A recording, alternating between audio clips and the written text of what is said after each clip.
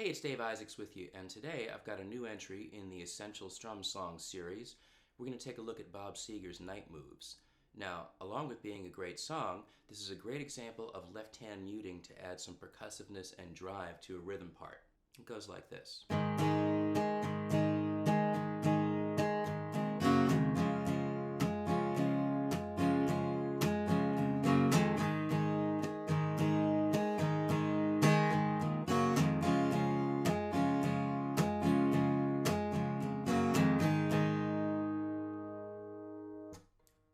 We're working with a simple G,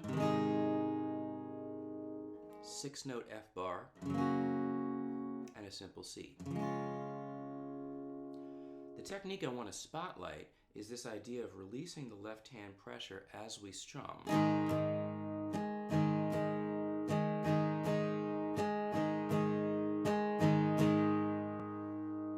Now what that does is it muffles out most of the notes of the chord. We're left, in this case, with the open G and open D still ringing out. We really want to emphasize the G.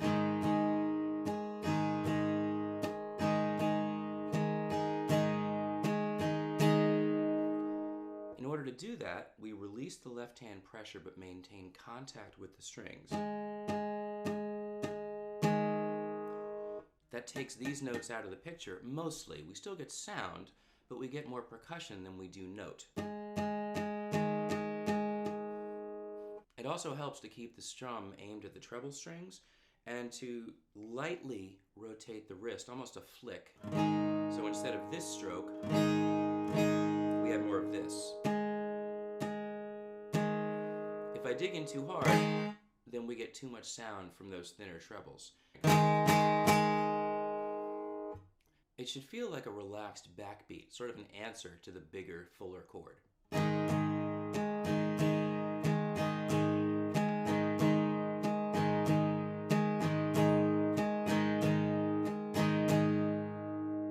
The strum that goes with it is simply 1, 2, 3, 4.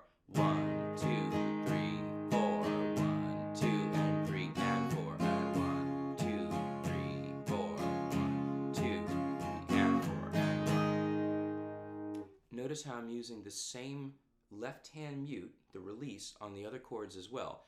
When we sit on that C, we're again bringing out the open G string.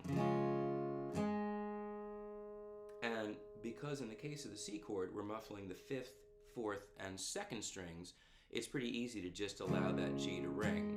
We might get a little bit of the E in there too, but the G is the primary note we want to hear. The low E string is being lightly muted by my left-hand thumb.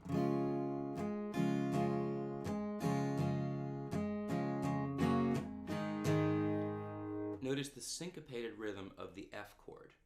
1, 2, 3, 4, and 1, 2, and 3, and 4, and 1.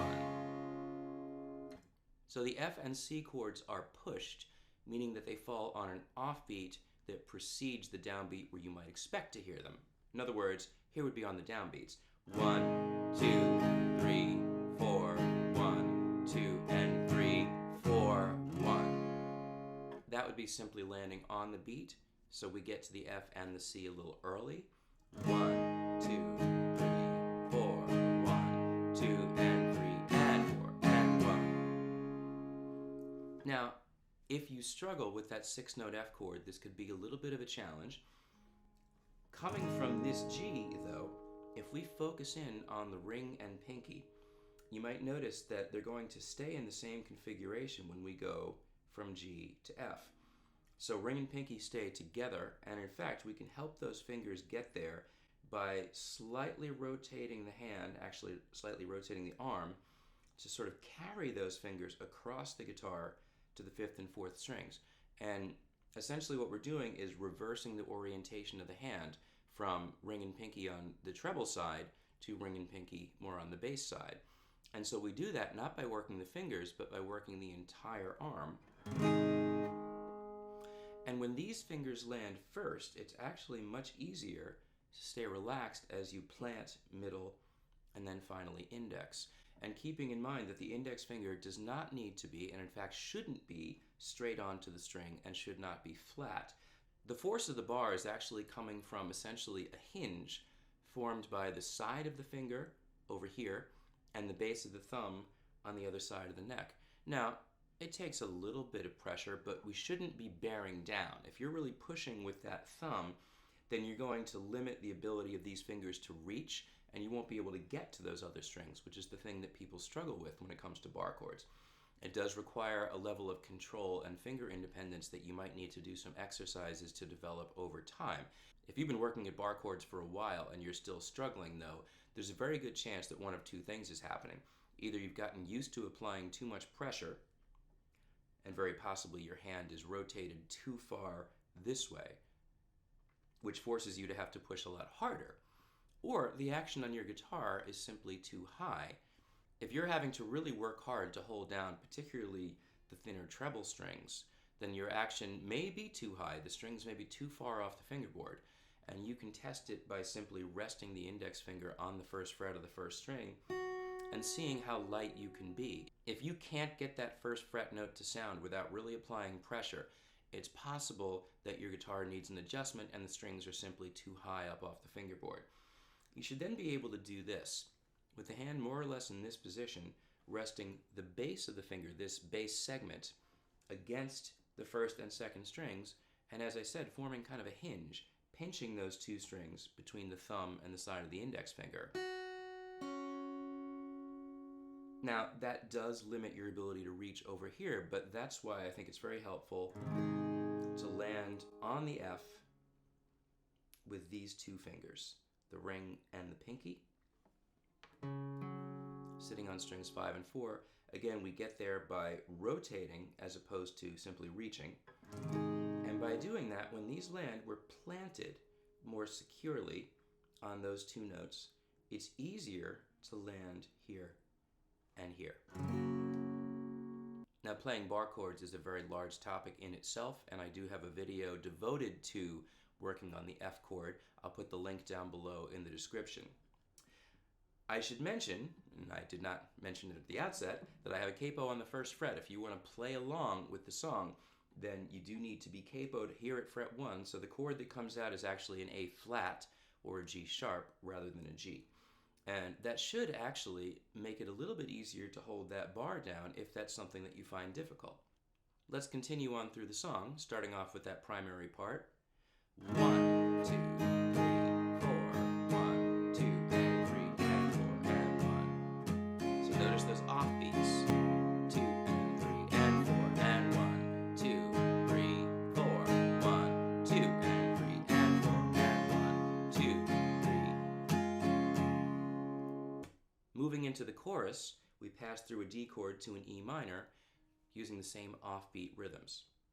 2, 3, 4, 1, 2, and 3, and 4, and 1, 2, 3. Letting it ring out this time. 2 and 3, up, up. Now notice the in-between downstrokes. I'm hitting the strings very lightly so we don't actually hear a full ringing chord, but we do get the percussiveness of the pick hitting the strings like this. Brush. Brush.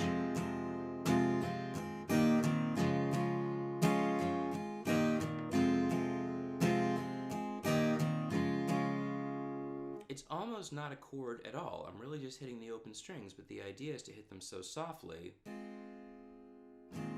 Here would be a regular strum, and here's the brush.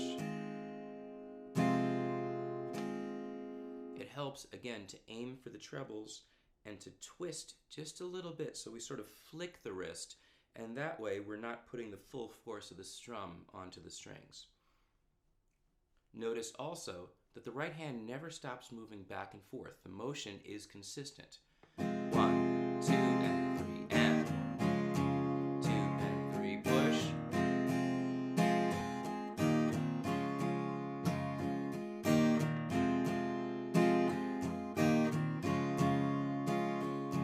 And then we move on.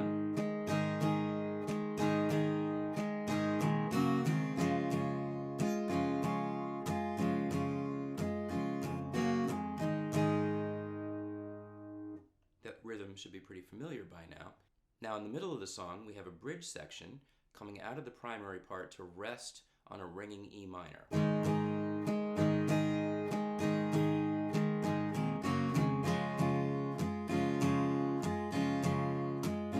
Passing through a D, letting E minor ring, passing through a D again, to a G, G7, and now a C major 7.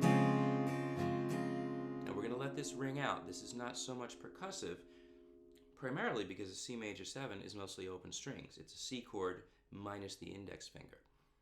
We're going to go back and forth between C major 7 and G as we go through the bridge before we have a release. So I'm going to come again from the primary part into the bridge section. 2,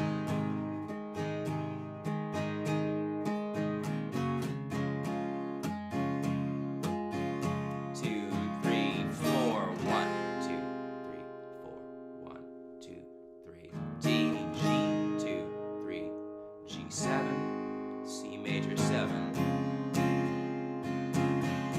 2 and 3 and 4, just driving it, back and forth strum. C major 7,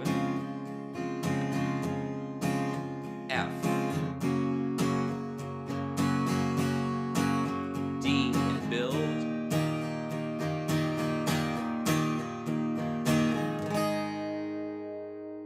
now we've been in strict time all the way through that, even when those chords are ringing out, but in this final section, the time, the regular beat, stops and it's played more freely. It really just follows the vocal. It's more or less in time, but it's not following a pulse.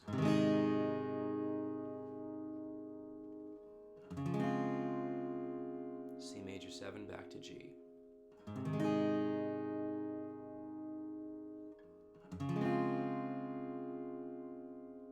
E minor. C. And switching back and forth. C, C major 7, G. And for the final outro, we resume the original part. Back in time.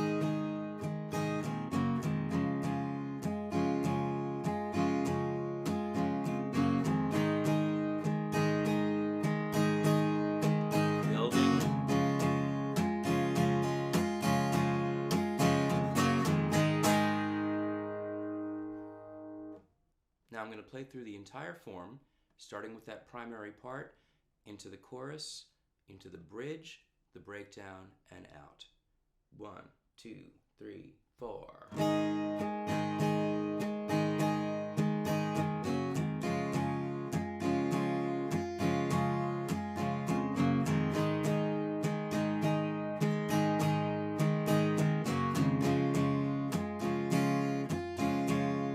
Chorus.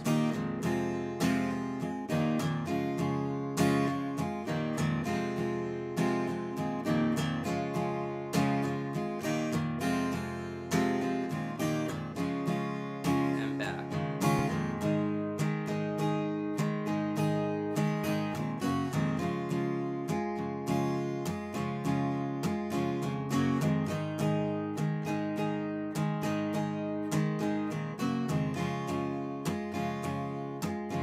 Passing D, E minor, 2, 3, 4, 1, 2, passing D, G, the ring, G7, C major 7, just drive it.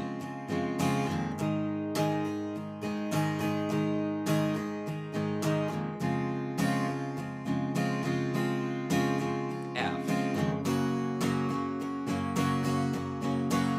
D,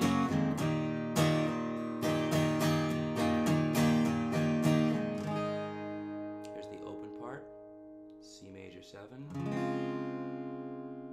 So it's in time, it's slowed down, but it's more free. 3, 4. 3. This is like an open chorus, E minor, but then C major 7. Back and forth.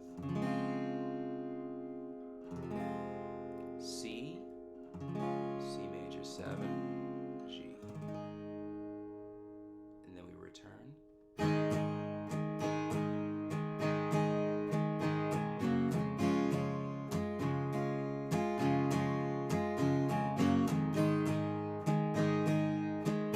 And we build.